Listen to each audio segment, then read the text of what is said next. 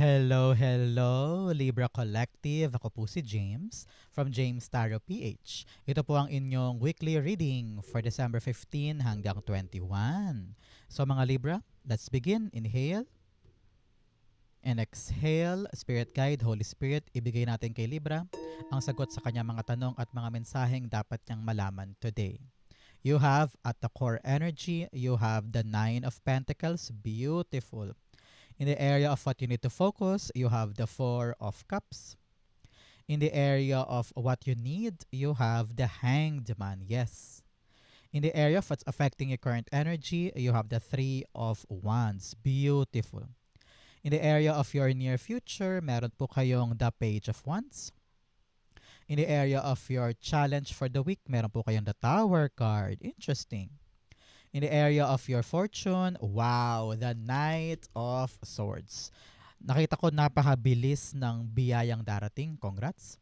In the area of your divine messages, you have the King of Cups. Beautiful. At ang outcome nyo po for the week, eto po yun. Mamaya sabay-sabay natin siyang bubuksan at the end. But first, thank you po muna mga Libra sa inyo pong donation, sa inyo pong hindi pag-i-skip na ads. Naku, napakalaking bagay po niyan para po tulungan nyo ko sa tuwing meron tayong libreng reading for Libra dito sa ating channel. Thank you rin po ha sa tuwing hindi kayo nag-i-skip ng ads. Ano sabi ko na pala? Sa tuwing kayo po ay nagla-like at saka po nagko-comment sa atin dito sa bawat video. Naku, malaking tulong yan yung mga like, comment. Sobrang laki po yan. So thank you po. So, at the background of your reading, you have the Knight of Pentacles. It's all about movement. Ngayong linggong ito, may paggalaw ako nakita kasi may dalawang knights ka. So, talagang may pag-andar, may paglago, may pagdiretso sa mga bagay-bagay. Here, sinasabi po sa inyo ng yung Spirit Guides Libra, ngayong linggong ito, wag mong kakalimutan na magplano. Mabuti. Okay? Dapat yung plano na yan, konkreto. Hindi lang basta konkreto, dapat merong basihan.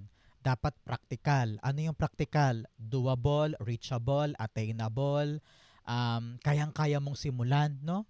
At saka, yung abot kamay mo talaga.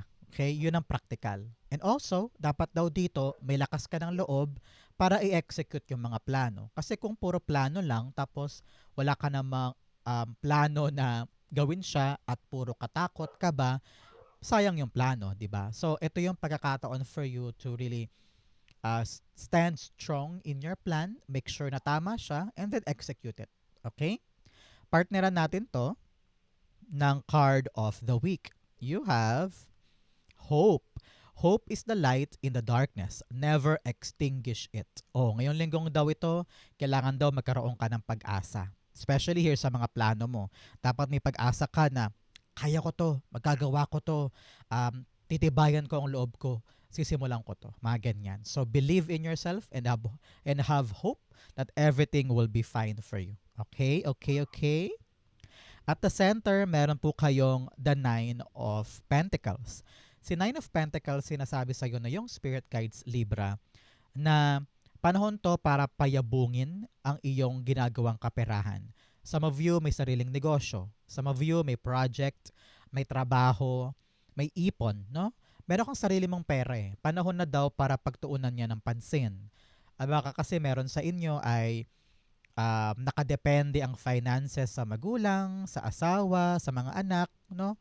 O kaya ikaw yung breadwinner o kaya single mother, no? And for a very long time, lahat ng pera mo binibigay mo sa kanila. Nakita ko rito panahon na para sa'yo. Okay? Panahon na para buuin mo yung para sa'yo. Yung future mo, yung ipon mo, yung gusto mong ipundar, no? Panahon na daw para pagtuunan mo yan ng pansin. And this is not just for the future eh. Para to sa financial security mo, financial independence mo, at financial stability mo. Kaya ngayon, Libra, after watching this video, kailangan mo siguraduhin na ikaw mismo meron ka. Okay? Para kung ano man yung mga bagay na gusto mong gawin sa buhay, kayang-kaya mong gawin na hindi mo kailangan ng approval ng iba. Okay? Pero po meron sa inyo, nakita ko rito, meron kang negosyo eh. Para sa ibang Libra to ha. Asahan mo lalago.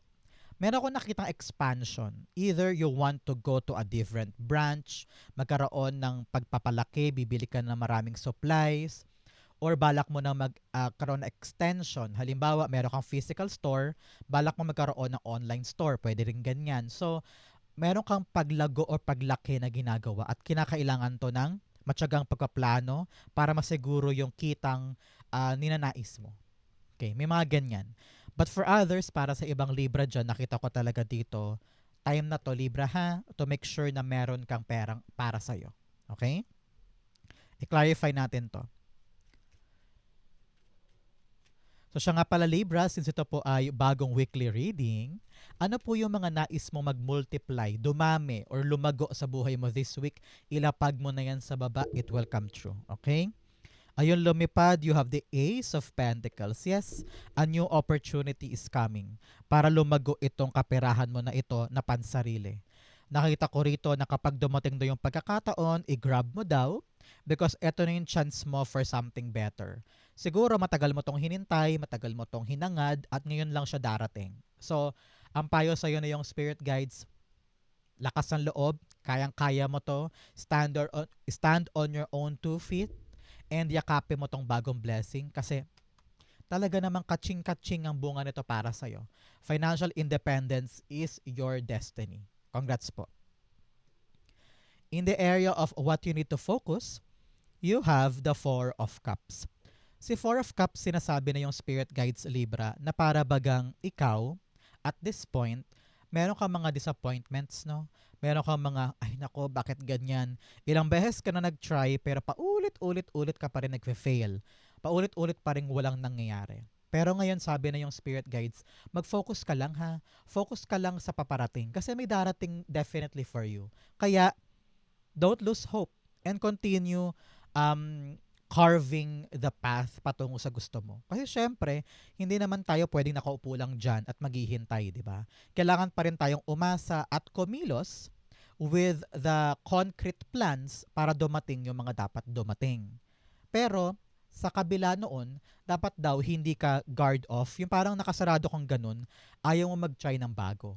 Sabi dito, panahon na para mag-try ka ng mga bagong bagay at maaaring doon manggaling yung katuparan ng pangarap mo. Siguro sa face value, hindi mo makita na parang, ay hindi naman yan ang gusto ko eh. Hindi naman yan ang paraan na gusto ko eh. E paano kung yun lang pala ang daan?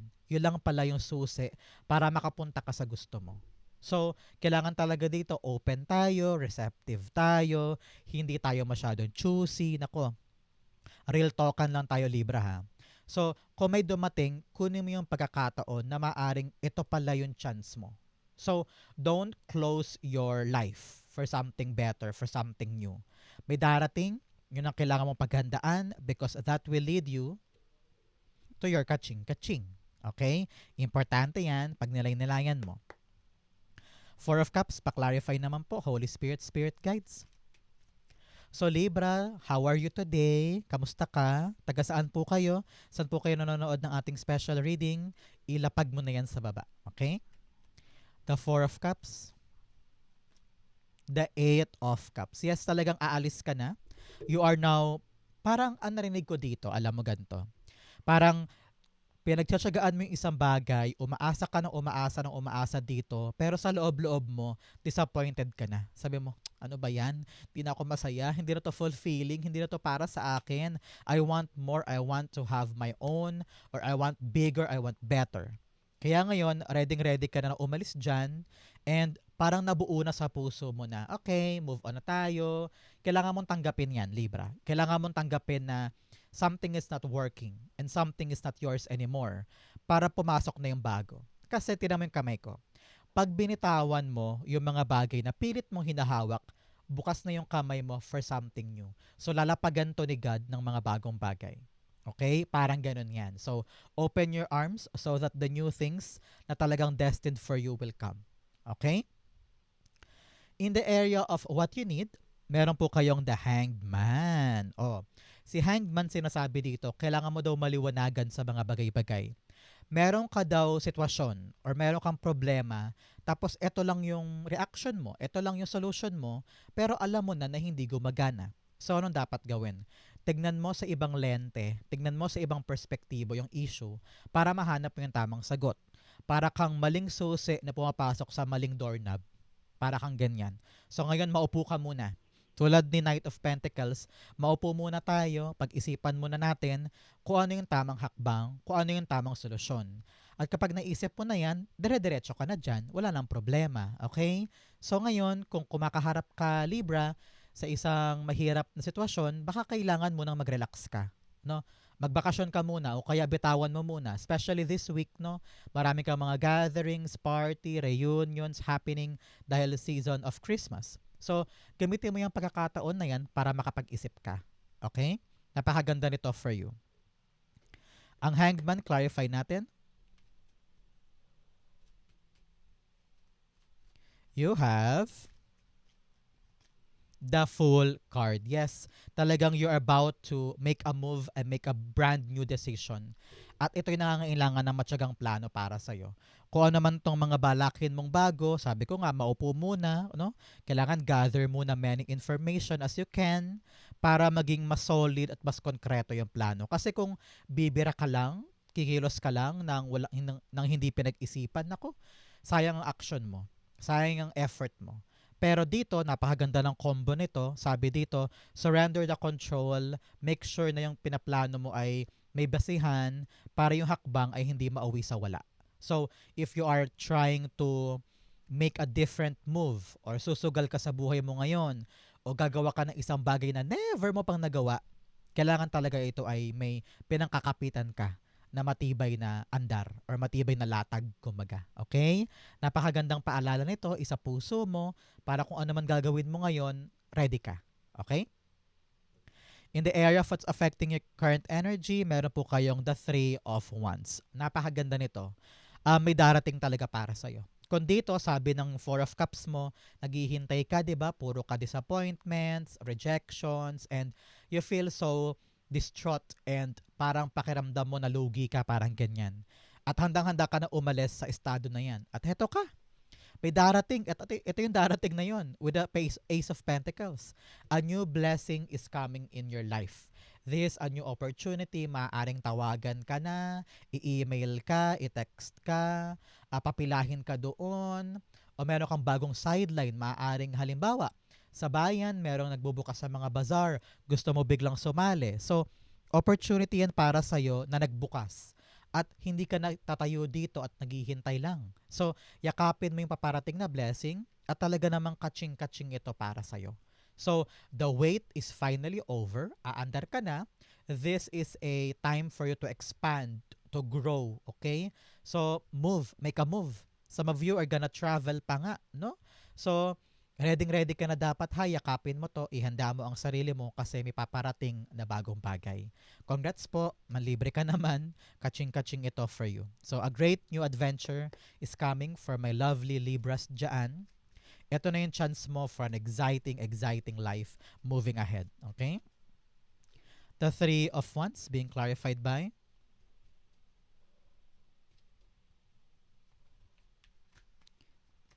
the Ace of Wands. Yes, brand new life. Kakasabi ko lang, a brand new life, brand new beginning.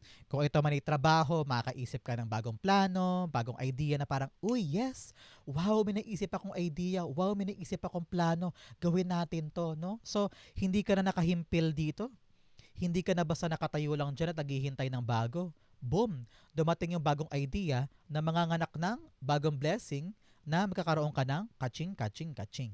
So, this really a beautiful time for you to start something new. Pero paalala sa'yo, Libra, pagplanuhan. Okay? Hindi porket dumating, hindi porket may idea, hindi porket nandyan na, ay dire-diretso ka na lang. Kailangan talaga ito ay may paalala sa'yo, 2 cards, actually 3 eh. Paalala sa'yo na mag-ingat, pagplanuhan, dahan-dahan lang. Okay? Napakahalaga nito for you. In your near future, meron po kayong the Page of Wands. Si Page of Wands, sinasabi sa'yo, after watching this video 12 days, 12 weeks, or 12 months, sabi na yung spirit guides, ay meron darating sa'yo na new opportunity. Mas malaki pa to kaysa sa bagay na ito na pinag-usapan natin. Kumbaga, ito parang susi lang. Ito yung panimula ng blessing. At dito ka talaga totally papasukin ng magandang biyaya. Kumbaga, the doors are opening up bigger than before. Okay? So anong kailangan gawin ngayon ni Libra? Kailangan daw ikaw ay go-getter, adventurous, no? Dapat uhaw ka sa mga bagong bagay, mga bagong pagkakataon na makakatulong sa'yo pa-advance sa buhay mo. Kasi kung ikaw ay laging takot, laging ayok sumubok, ayok ko nyan, baka mag-fail ako dyan, baka matalo ako dyan, sayang, di ba? So ngayon, be open and embrace new opportunity, embrace new experiences, at dyan maaaring magdulot sa'yo ng talagang total growth and advancement sa buhay mo. Kaya antabayanan mo ha, kung ano yung mga darating na bagong blessing, yan talaga yung para sa'yo. And embrace it, don't narinig ko, wag mo daw masyadong i-judge agad-agad. I-try mo lang, subukan mo lang, at may kita mo na baka yan na yung para sa'yo. Okay? The Page of Wands, pa-clarify, Holy Spirit, ayun, tumalon, kunin natin.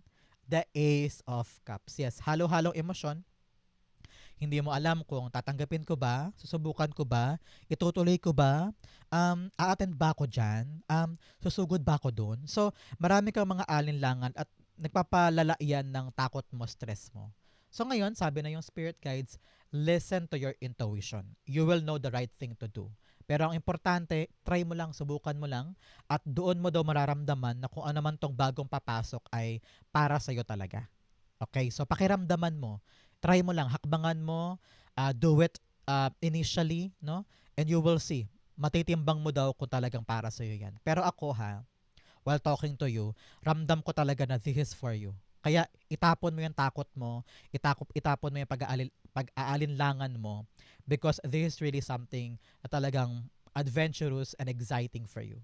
At sa huli, marirealize mo na, ay, buti pala niyakap ko, ay, buti pala tinanggap ko kasi para sa akin pala talaga to. Okay? Good for you. Congrats po. I-claim mo to. Brand new beginning, new opportunity will come to you. In your challenge, you have journey inward. Yes, sa iyong puso, sa iyong damdamin, kailangan daw talaga ay maliwanagan ka sa loob-loob mo kung ano ba yung mga bagay na gusto mo at ano yung mga bagay na ayaw mo. Para once and for all, makalarga ka na. Kasi kung hindi pa daw fixed yung sa loob-loob mo, marami ka pang kinikimkim, marami kang takot, marami kang mga maling paniniwala, paano tayo makakaabante? Okay? You also have shedding illusion. Yes, basagin mo lahat ng mga mali. Basagin mo lahat ng mga ilusyon, mga hindi totoo sa buhay mo. Example, hindi ka pala talaga niya mahal, or kaya mali pala tong trabahong gusto ko, mahihirapan lang pala ako dito. Mali pala na nag-overtime ako kasi hindi pala nag-reflect sa aking sweldo, no? Kung ano man yung mga ilusyon sa buhay mo na ma-realize mo this week, actionan mo yan. At itama mo na, okay? Huwag mo nang kapitan pa. Okay? Especially here, in your challenge, you have the Tower card. There are some changes in your life this week, Libra. Example, magpapalit bigla ng schedule sa trabaho. So magugulo yung sleeping pattern mo niyan. O kaya biglang lalayo yung aasikasuhin mo. So talagang busit ka dyan. So kung ano man do yung mga changes this week, Libra, na kailangan mong pagdaanan, tanggapin mo lang. Learn to accept, no? Example din, bigla yung renta sa bahay, nagpalit ng renta, no? Biglang bumaba or tumaas, i-accept mo lang kung ano yung changes, because sometimes, well, most of the times, kapag lumalabas si Tower card, wala naman tayong magagawa sa mga pagbabago na yan. So you need to accept, you need to face the truth. Sabi nga dito, basagin ang mga ilusyon, di ba? Kaya kung ano yung mga changes na yan, temporary lang yan. So daanan mo to, panag-settle na ang lahat, marirealize mo na, okay lang pala ang lahat. Buti pala pinagdaanan ko yun. Buti pala hindi ko kinontrol at hindi ko pinigilan, kasi dadalin pala talaga ako ni God sa right way or right beginning for my life. Okay? So don't doubt, don't dwell on negativity. Just do it and everything will be fine. Okay? Ipangako mo yan. Pag mamaya, pagka uwi mo sa bahay or pagkilos mo ngayon, may mga pagbabago, may mga ibang routine, hayaan mo lang. Huwag mo stressin ang sarili mo. Okay? Huwag mo stressin ang sarili mo. Just go with the flow. Okay? Pa-clarify naman po, Holy Spirit, Spirit Guides for the Tower card.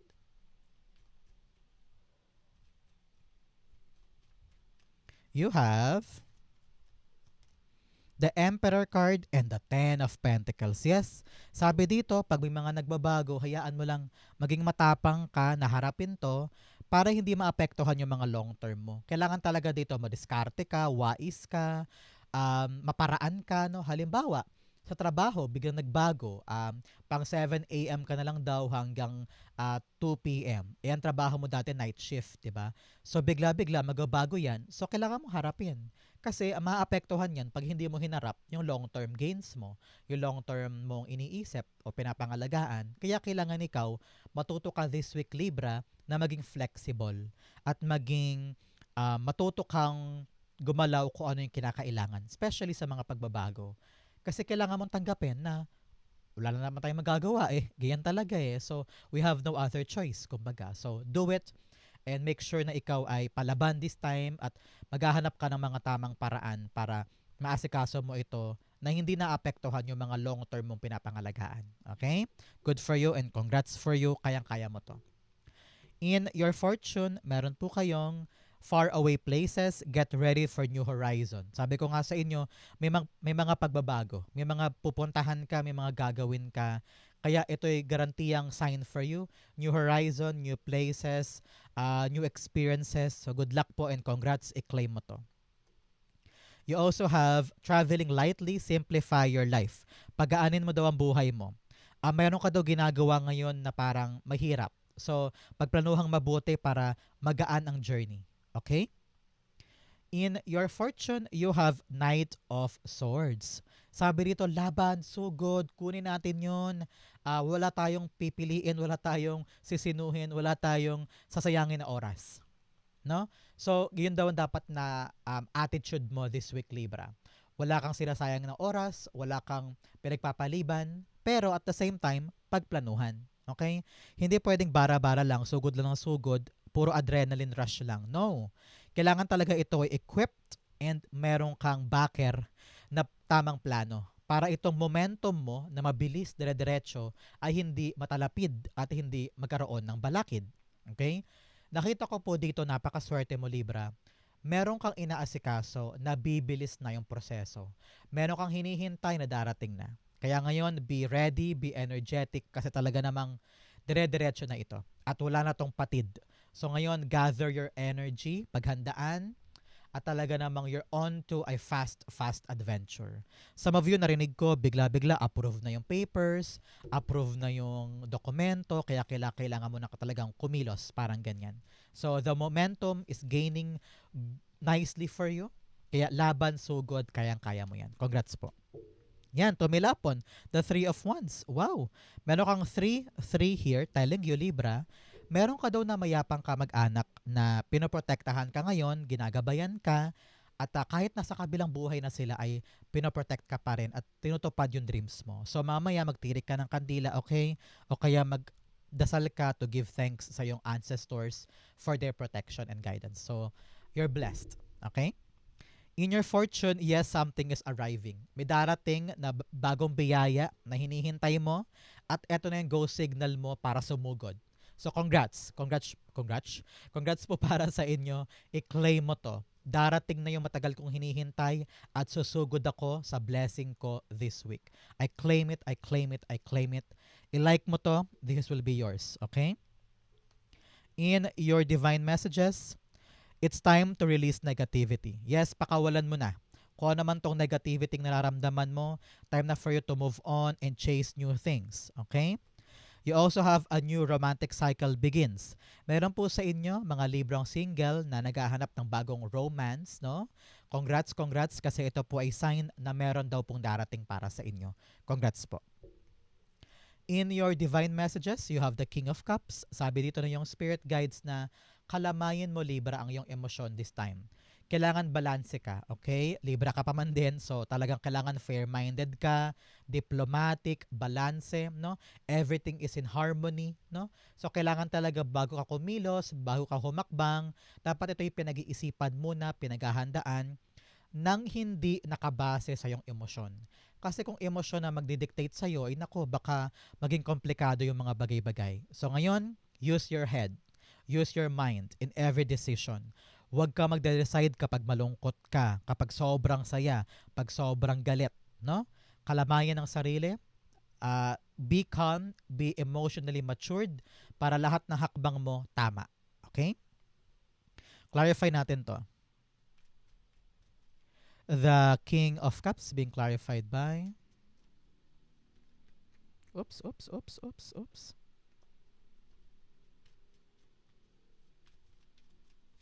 You have the Five of Wands. Yes, sa kabila do ng mga conflict, away, gulo, sigalo, toxicity sa paligid, kailangan daw talaga kalmado ka.